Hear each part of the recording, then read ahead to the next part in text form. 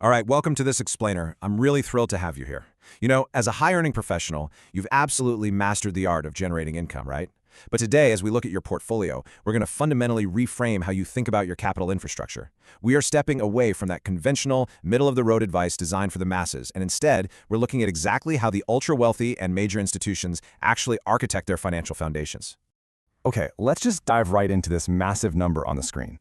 $220 billion. To put that into perspective, that is a staggering amount of capital currently held in bank-owned life insurance, or BOLI, by the nation's largest financial institutions. We're talking the heavy hitters here. JP Morgan Chase, Bank of America, Wells Fargo.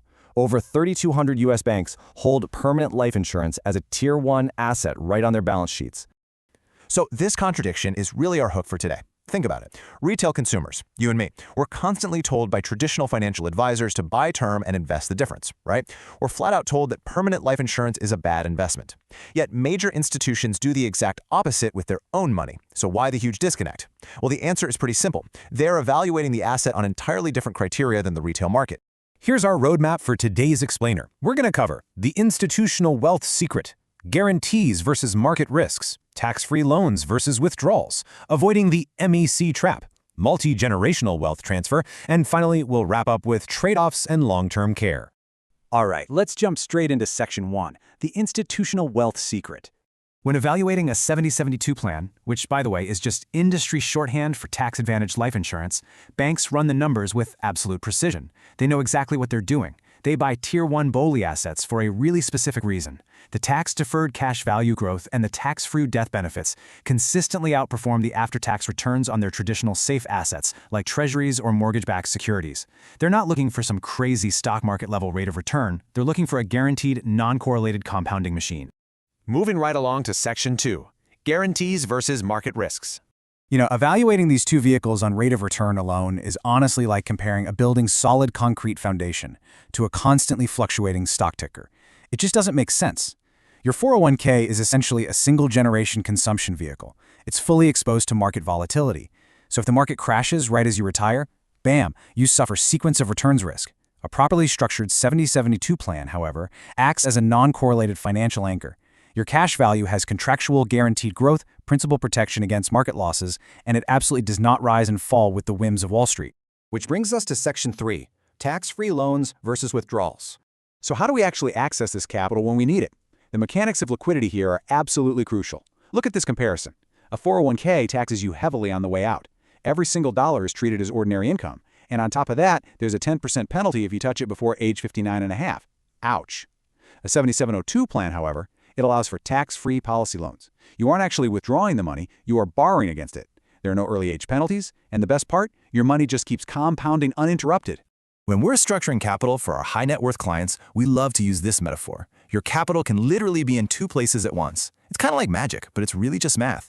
Because you take a loan using your cash value as collateral, your full balance continues to earn guaranteed returns in dividends inside the policy. Meanwhile, you simultaneously use the loan proceeds to invest in real estate, fund a new business, or, pay for college. It's working double duty. Now let's talk about the rules of the game in Section 4, avoiding the MEC trap. A good advisor must always outline the risks, right? And let's be real, the IRS doesn't just hand out these incredible tax advantages without setting some pretty strict boundaries. Enter the 7-pay test. Defined under IRC Section 7702A, this is a strict limit on exactly how fast you can stuff cash into these policies. If you put too much money in too quickly, you fail this test and trigger what's called a modified endowment contract, or MAC status. And trust me, you don't want that. If your policy becomes a MEC, you instantly lose that beautiful tax-free loan benefit. Your access suddenly becomes taxed on a last-in, first-out basis, complete with that nasty 10% penalty if you're under 59 and a half. So, to prevent you from ever falling into this MAC trap, we proactively take 3 specific steps during the design process. First, we precisely optimize the death benefit corridor to create maximum room for your cash. Second, we meticulously balance the base premium against paid-up additions, basically maximizing cash accumulation while staying fully compliant. And finally, we rigorously monitor those 7-pay test limits. We keep a very close eye on it so you don't have to. All right, shifting gears a bit. Section 5, multi-generational wealth transfer. Let's shift our focus from your living benefits to your family's legacy. Because when you look at the math, it is sobering. Under the Secure Act, if your child inherits a $1 million 401k, they are forced by law to fully liquidate it within 10 years, and they'll pay ordinary income tax on every single dollar. If they're in a 32% tax bracket, that $1 million shrinks to roughly $680,000. Conversely, the 7702 plan delivers the full $1 million death benefit completely income tax-free and perfectly on your family's timeline, not the government's. And here is where it gets really exciting.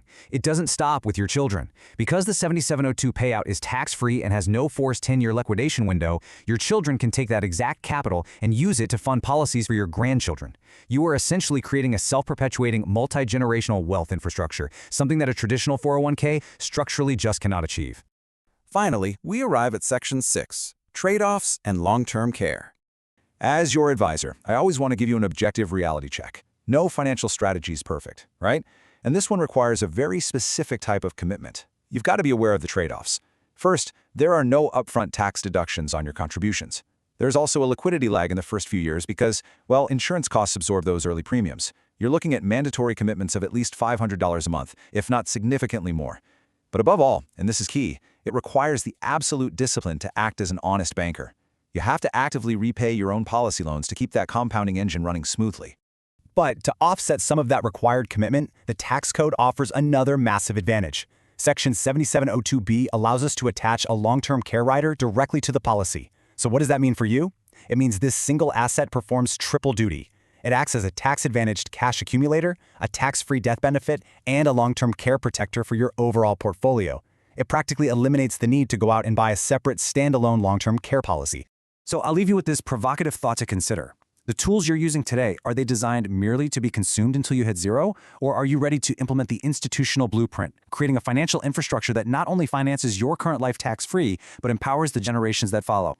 Thank you so much for joining me for this explainer. I want you to review these concepts, take a hard look at your portfolio, and really ask yourself, what kind of foundation are you truly building?